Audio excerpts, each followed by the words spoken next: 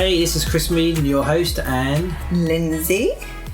And why do I say that really funny? When you say your own name, can you just say...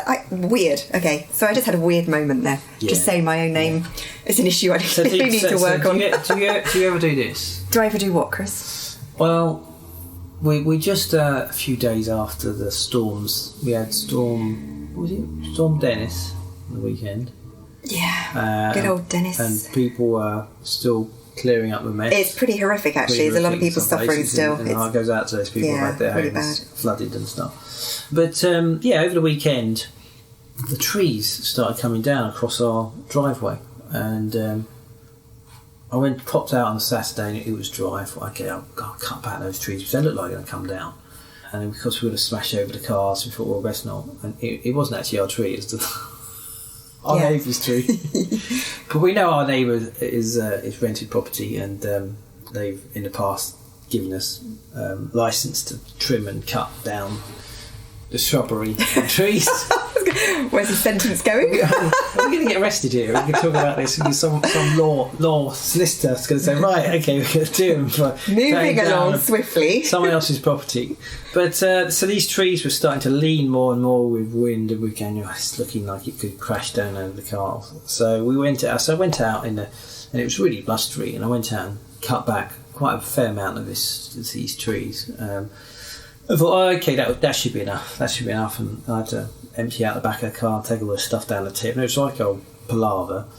And then over the Saturday night, wasn't it? It was absolutely blowing a gale. So we woke up to Sunday morning with a tree hanging over across up towards the cars, and thought, you know what? I'm going to cut that down. So I went out and it was chucking it down rain, wasn't it? It was horrific. Yeah. It was torrential. And I cut this tree down and basically took it away. And we were concerned about not wanting to cut this tree down completely. Well, it gave us a bit of privacy, didn't it? It just made us feel... Yeah. But this tree, the growth of the tree over the years has always been a pain trying to get in and out of the cars. And you don't really notice it, but when it was just leaning more and more and over, and we were just putting up with it.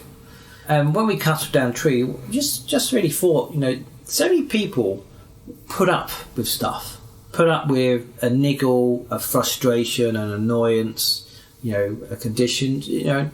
Too often people contact us and they've been, years with anxiety, sometimes decades, with all kinds of things, yet they really haven't addressed it. And it's, as soon as we cut the tree down, it's been a few days now, and actually it's brilliant. There's more light into the house. There's a lot of positive benefits, but because we were pushed, that irritation just got that much more, and of course the risk was some thousands of pounds worth of damage to the cars. We just took action, and I'm glad we did do that. But I was talking to a chap last week, and he was telling me he'd been doing therapy for 2.5 years, every day, every week, for 3 times a week. 3 times a week? 3 times a week. Every week for 2.5 years? 2.5 years. No way. So I worked out it's probably about 120. I took out holidays and whatever, and I took it down to about 120 weeks of treatment, and then working out that by the amount of hours, and then a very low cost counselling service, how much it would be, and the numbers were huge. And too often I speak to people, and they've been doing a modality like counselling therapy for a long time, and they haven't got the results. And I thought, well, I'll just persevere. I'll just keep doing it. The thing is counselling is a long process anyway. It's not a fast process, but it's how if you think of how much of a disruption in your life is to go and see someone 3 times a week. Okay, small amounts of money every week, but it soon builds up.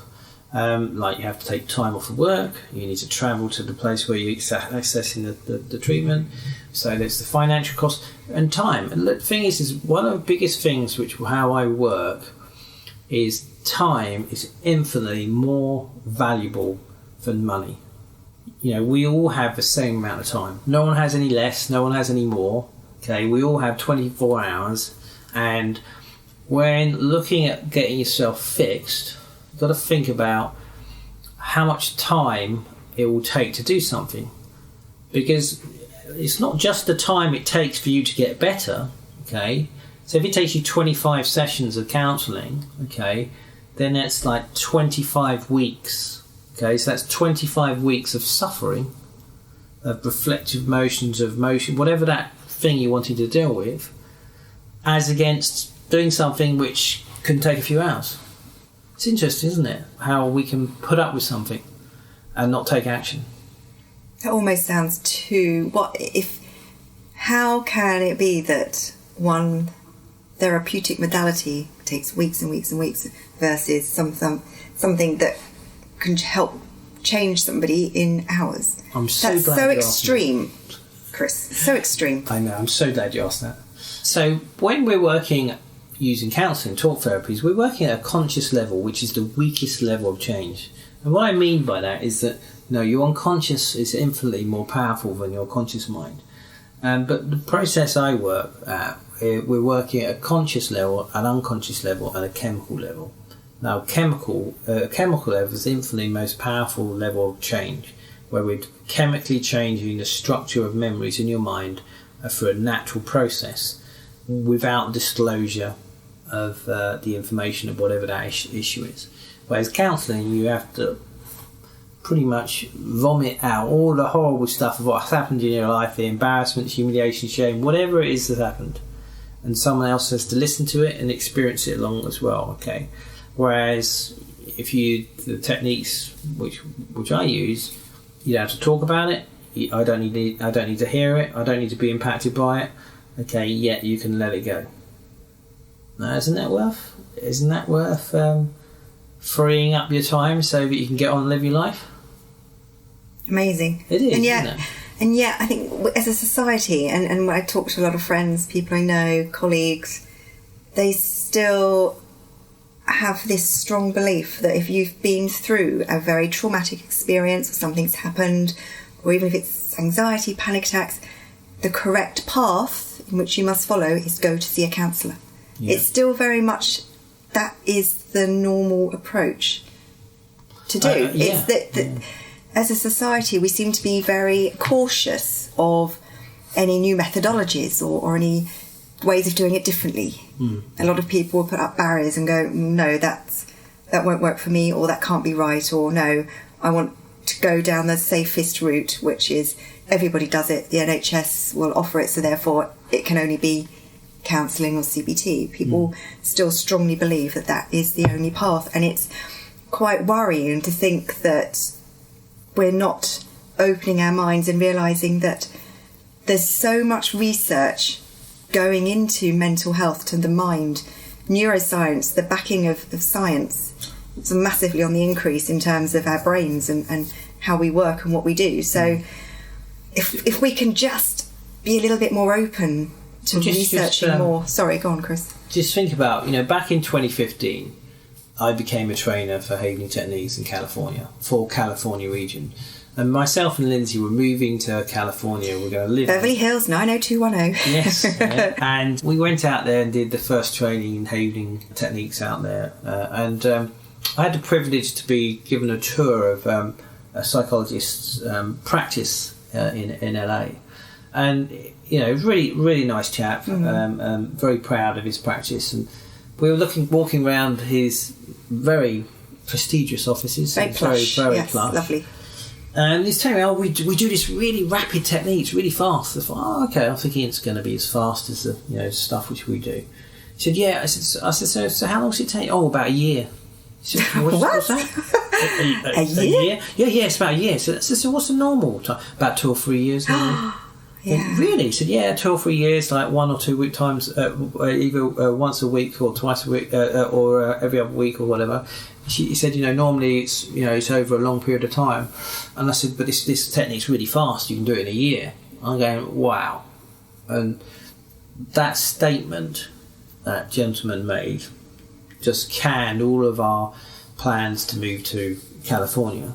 because we knew straight away from that statement that there was no way that the shift to having a few hours of treatment to recover from anxiety, from PTSD, from panic attacks, from having had a treatment offerings of 1, 2, 3 years was going to be believable for for California and anyway in America. And that's the thing, is because we are conditioned, everything's got to take a long time. And the reality is that, you know, neuroscience and the speed and rate which science is discovering these new techniques and these new understandings about how the brain works, you know, it's exponential. So, you know, but traditional modalities aren't keeping up.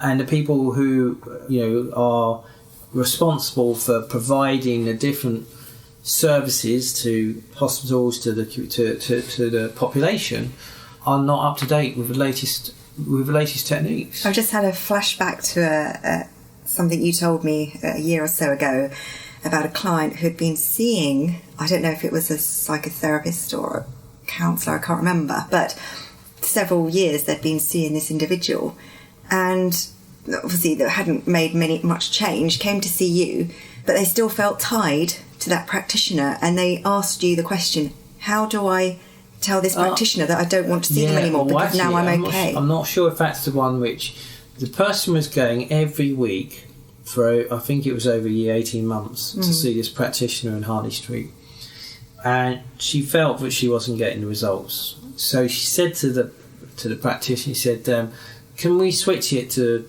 you know, every other week, you know, fortnightly? And the response to the practitioner was, well, if I didn't think you were committed, I wouldn't have taken you on in the first place. Yet 18 months down the line, and this person was charging a lot of money every single week, and then the response was, you're not committed to the change. Well, you know, I just said to the lady, asked for a refund, because the person was just clearly didn't have an interest in actually getting that person better. Yeah, it's who's dependent upon, can't say the word, dependent upon who here? Well, that is another thing. You know, one of the things which we've established very early on doing this work is that, you know, I've become a master of digital marketing in terms of, and I have a separate business for digital marketing now as well, and helping other businesses, because you have to learn to be exceptional in your marketing, because I get through so many clients. You know, I fix so many clients. There's a massive marketing machine and automation and everything in my business, which is simply something which counsellors, CBT practitioners, they don't. When you take on a client, you go, okay, I've got this client for 10 sessions, 6 months, whatever. They don't need to market, because, you know, the society's saying you need to have counselling or you need to have CBT, and then consequently they can't get enough counsellors or CBT practitioners. But the reality is those modalities aren't dealing with the current day situations of amygdala-based disorders of anxiety, panic attacks, and PTSD, because we've moved on. But the thing is that those individuals don't know how to market a business. They're often, if they are working for themselves, they're owning a job. And I see time and time again people coming into clinics, starting their business, and seeing them start, and then within a month, 2 months, they're gone, because they thought by just getting their place in the clinic that suddenly everyone's going to suddenly come in and want to do business and see them, but it doesn't work that way. So it means that you have to understand marketing, and so many practitioners think that they're just going to become trained in a technique. Well, anybody can go off and do a weekend course in, say, hypnotherapy. Oh, yeah. Become a hypnotherapist and set up a clinic. Monday morning, I'm a hypnotherapist. This is really worrying, actually, for anyone who is out there suffering that needs help. It's so important that you go to somebody who's reputable, who's got a lot of reviews, whose word of mouth says a lot.